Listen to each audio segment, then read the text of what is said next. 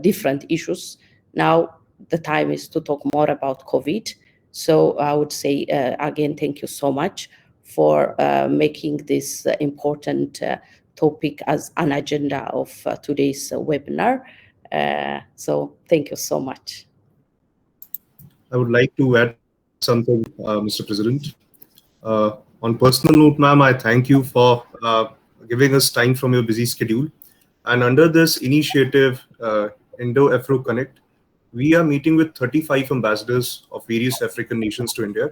In past, we have just had a webinar with the ambassador of Zimbabwe to India, and he also shared the same vision like you. And we believe that this is the time when we need to talk about COVID, because the most vulnerable countries that are facing the impact of COVID are countries like India and many African countries like Ethiopia, because we are vulnerable to that.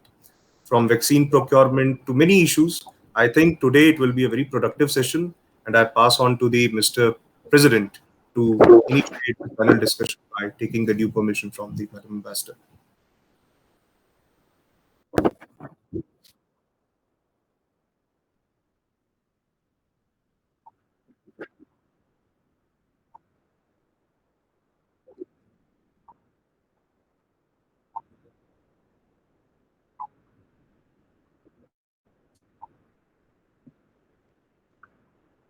Yes, Vasu, thank you. So, Madam Ambassador, my first question is just based on that the world for last 1.5 years has seen the devastation caused by the COVID-19 pandemic. And the recent second wave in India reflects the devastation it has caused all across India. And we have just all came out of that in a very recent time. So therefore, Excellency, based on this, what is your message for the people of India, and especially the youth, and its important fight against overcoming this unprecedented crisis? I'm over to you. Okay, thank you so much. Yes, as you have already said, the world has been devastatingly affected by COVID, especially the first wave has affected many countries. And now we are in the second phase. And as we have already witnessed, India has been highly affected, and still it is in that era. So I believe we need to make a lot of caution for the sake of not to face similar kind of problem in the suspected third wave of COVID. I know that India has majority of the population in India is still youth, and the second wave had affected youth unlike the first phase. So I believe it's better to take all the necessary precaution, including like physical distancing, washing hand, and awareness creation, and so on, testing and vaccinations are the most important things that need to be taken into consideration, because I believe these youths are mostly the vulnerable population, and they are a group of population that are needed for all the socio-economic progress of the country. So I request, or my message to the use of the Indian users, like to take all the necessary precaution, and also to involve themselves into different awareness creation activities, because sometimes people are affected when they don't know, when they do not have enough awareness creation, as most of Indian population is more of a traditional kind of and cultural kind of society. Having a very good awareness we see would help to at least protect themselves. So I also want the youth to be also involved in such kind of volunteerism and awareness creation activity. Yeah.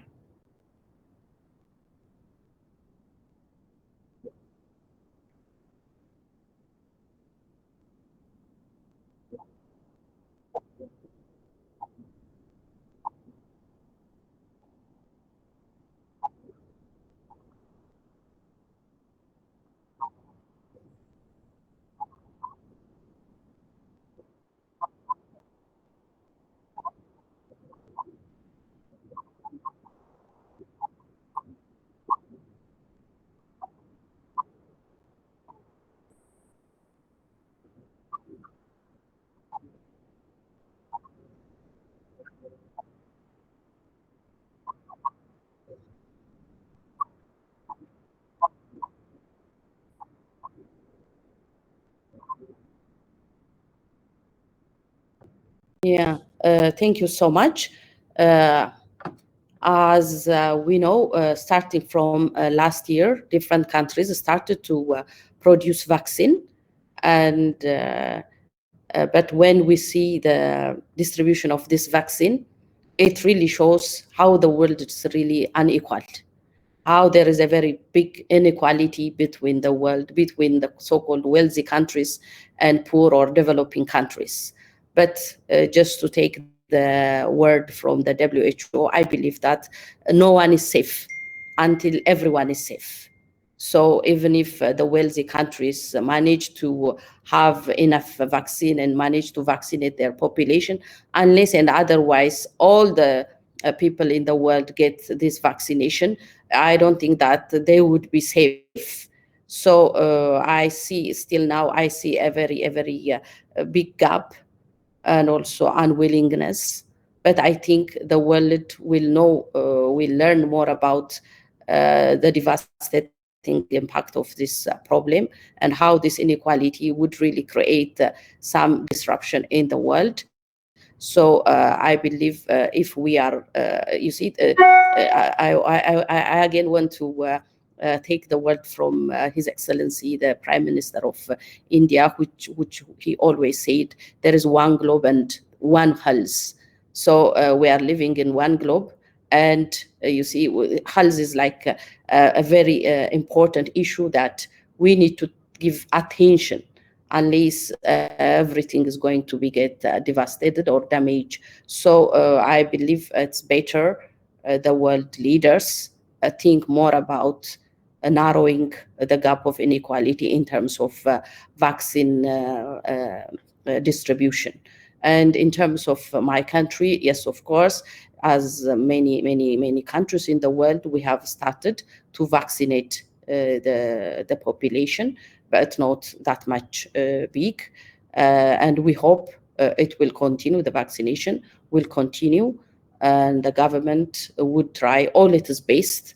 There are companies who are already contacting my government to produce vaccine in the country, and the government is also ready to import different kind of vaccines from different part of the world.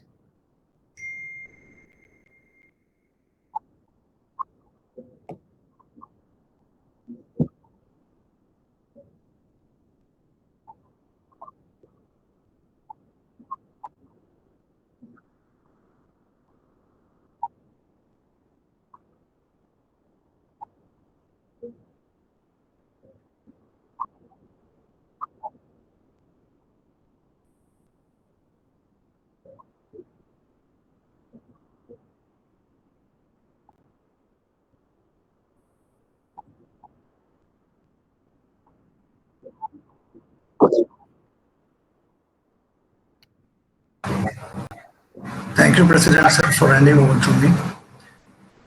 Excellency, recently Indian government initiated a vaccine Mitra, under which India supplied life-saving vaccines to almost 90 countries through grants and commercial basis, along with COVAX facility by WHO, including Ethiopia. Unfortunately, the second wave of COVID had forced Indian government to focus on India's domestic needs. So, Excellency, how do you see this decision of our government has impacted vaccination in your country? And do you see India as a hub to access the vaccines on affordable price for many developing countries? Thank you so much. Yes, as you said, Ethiopia and many African countries have got some amount of vaccine from the COVAX facility that has been produced in Serum Institute. So we are again grateful to the COVAX facility and also the Serum Institute, and also the Indian government for facilitating this. And Ethiopia, based on this facility, Ethiopia managed to get close to 2.2 million vaccine. And immediately we started to vaccinate our population, especially those who are vulnerable.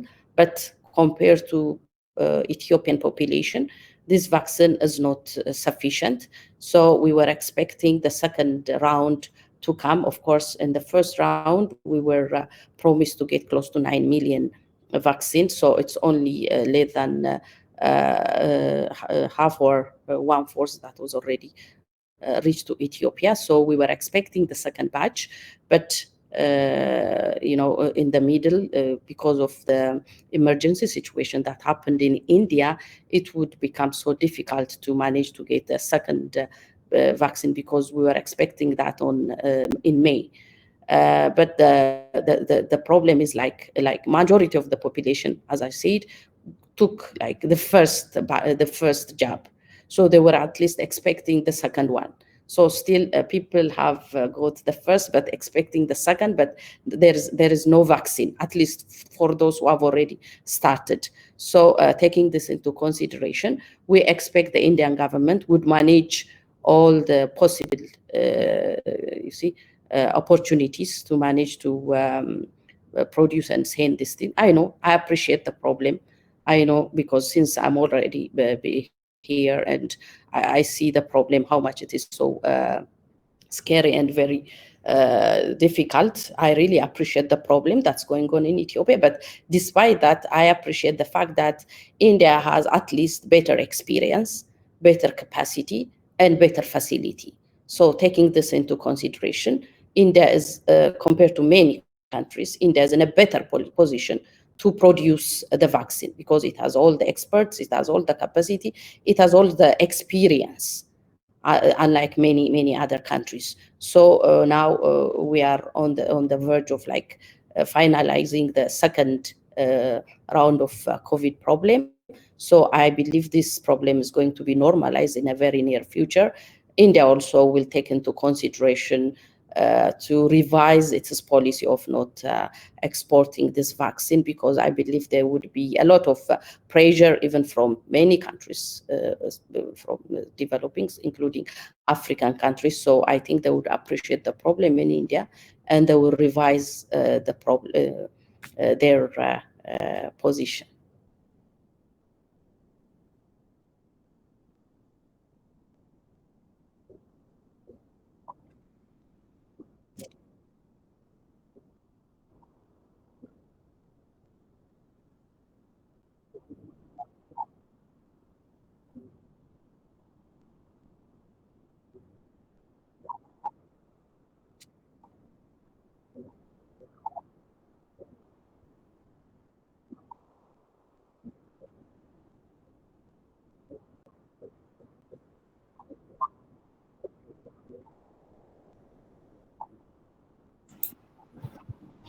Thank you, Mr. President. So our question will be entirely based on collaboration itself.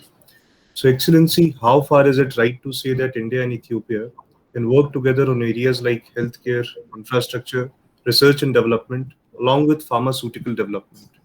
It would be a huge help for the world from these two great nations to avoid future pandemic like COVID-19. And I think this is the most serious question we can ask to any of the ambassadors. How our nations can collaborate in the field of healthcare and infrastructure development related, so we can avoid future pandemics like COVID-19.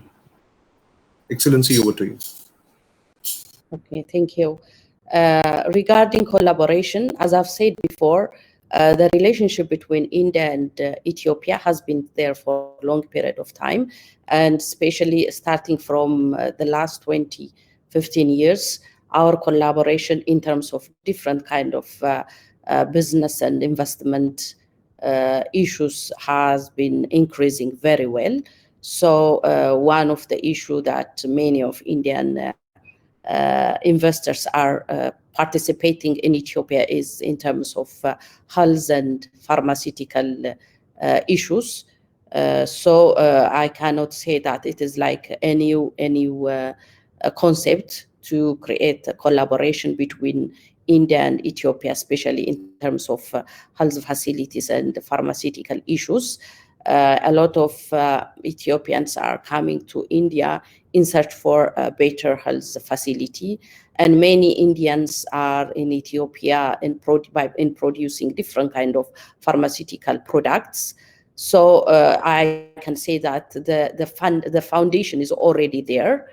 And I also believe that India has better and more experts on the matter. And also there are many Indian experts who are also working in the consultants in the research and development aspects in Ethiopia. The foundation is already there. The need is already there. There are resources and experts from this side, and there is a need from that side. There is a land, there is industrial parks which are available in my country. There are labor forces who are really willing enough to work in these pharmaceutical activities. So I believe this is like a kind of mutual benefit. It's really necessary to work on that.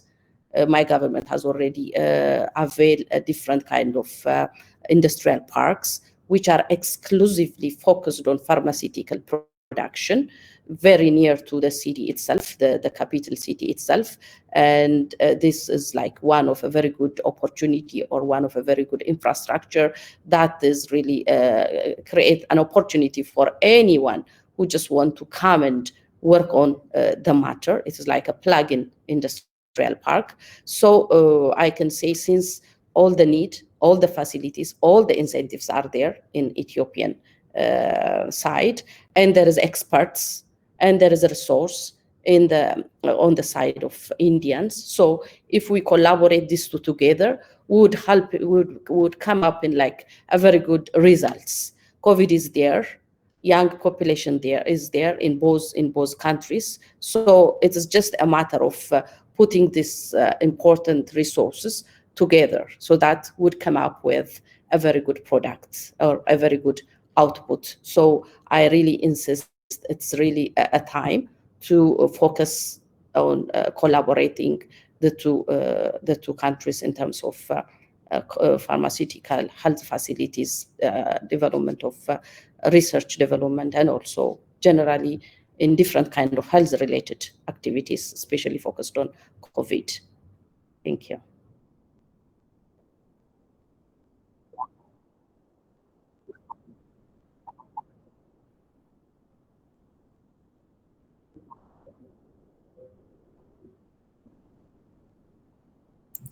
Yeah, thanks a lot, Vasu. Excellency, as you rightly said, that youth can collaborate in this particular area. So, as far as India is concerned, I want to share one personal experience. Today, one of our member of advisory board was about to join us, Shri B.N. Sharma. He served as the Inspector General of Police in the Border Security Force. And when we were preparing our questionnaires, he told us to prepare a question that is entirely centralized to youth. And he was about to ask a question on how youth, along with the government and civil societies, can work together with their respective governments and with their respective armed forces. Because he had a background, he was retired from uh, he was a security personnel and served as Inspector General, as I mentioned before. So, how do you think how youth can collaborate with security forces, with uh, governments and civil societies in the fight against COVID-19? How do you think? How youth can play a major role over here? Entirely youth centric. Over Yeah, to you. good. Regarding youth, I believe youth are like the most important resource of a given country. They are energetic, they are visionary, so they have all the goodwill to work on that. So I also see this COVID sometimes, especially from the perspective of my country, as a blessing in disguise, because when COVID arrives, what my government did was like to mostly focus on awareness creation activity and mobilizing the society. So it is the youth who really did this important activity. And through that, voluntarism like become a culture. Of course, there was voluntarism, but after the coming up of COVID, the youth become more volunteer to work in creating awareness, to work in helping those who are in need, those who are vulnerable, and so on, and also in mobilizing different kind of funds. So but these youth are everywhere. they are in the police, they are in different kind of sectors. So I cannot specifically say something from the perspective of this police, but in a way they help it. They help it in different matters. So yes, use are very important to help to deter or yeah, at least to help to work in related to COVID activities. Yeah.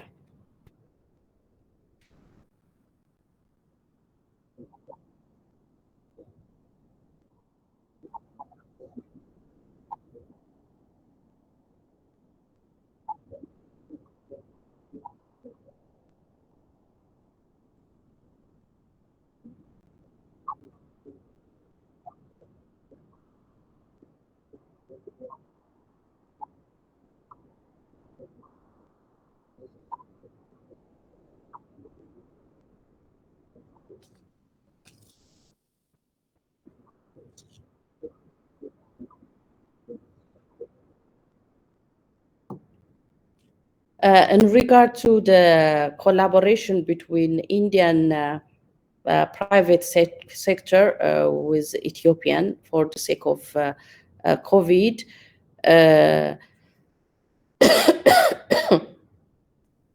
I believe even if, yes, COVID is a global issue. So we need to have global collaboration.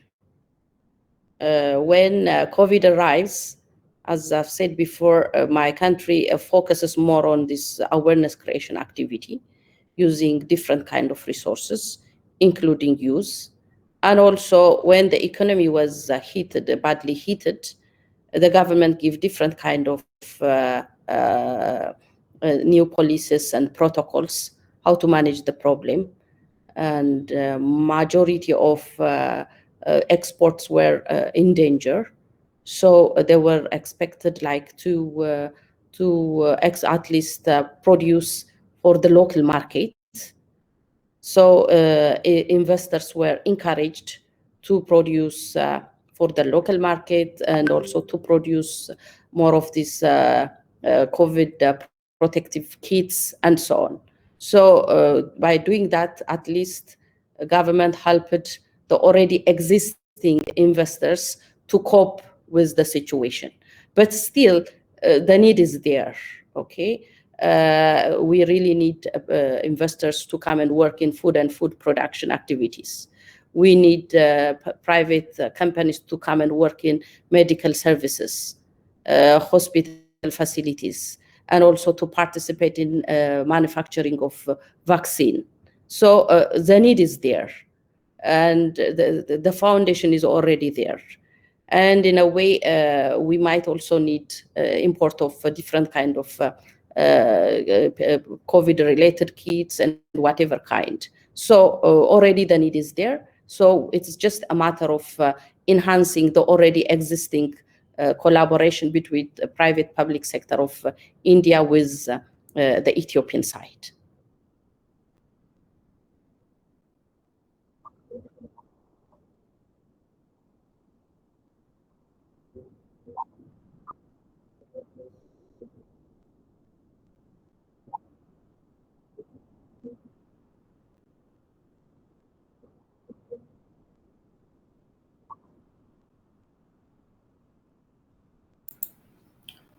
Thank you, Mr. President. Excellency, once again, I personally thank you for uh, uh, participating in this particular webinar.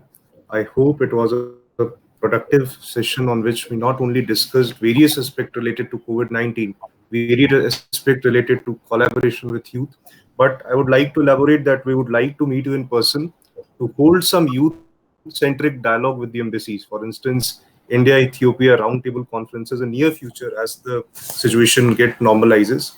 And I wish to see that we can collaborate in the areas of fostering youth to youth ties and people to people connect apart from these areas. Apparently, with this webinar, we focus to create an environment through which we can share the experience of numerous African nations, because right now Africa is also highly vulnerable to COVID-19. And I see that in coming future, the Indian government will surely lift the ban over the export of vaccines as soon as the situation gets normalizes over here, and we look forward to it.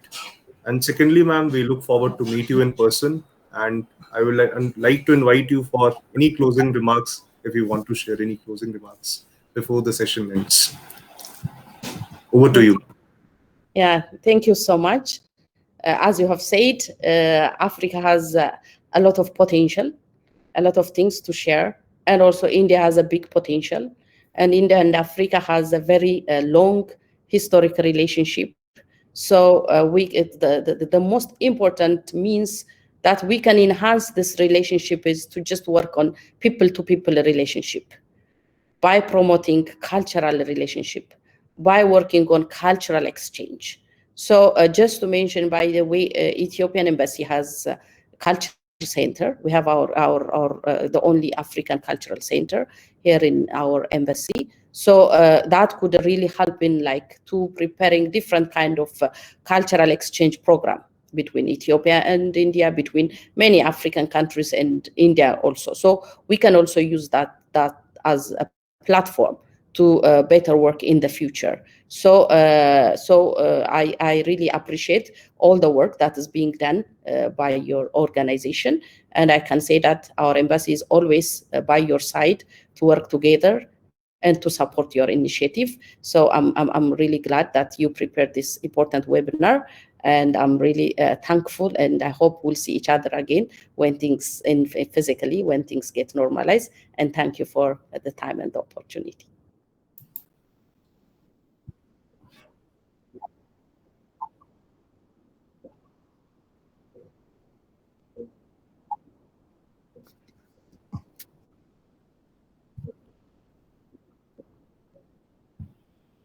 No, like a specific issue.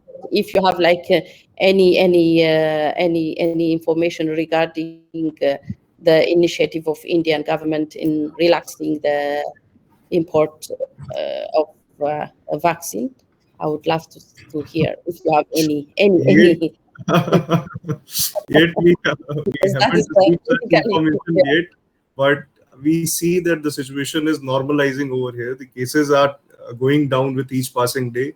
Earlier, we were recording almost 400,000 cases per day, but now it's around 80,000, 70,000 cases. And especially in Delhi, you might have seen the situation in this capital city over last 2 months. But the situation is gradually improving over here also.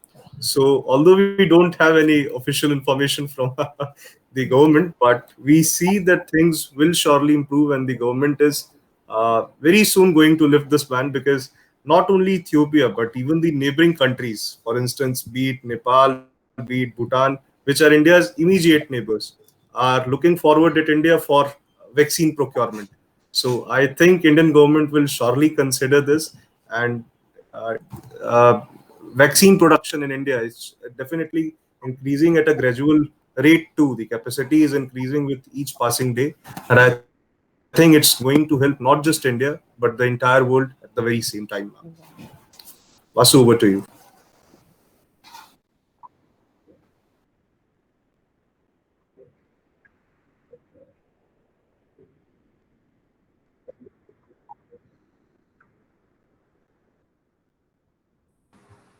Thank you, President sir, for handing over to me.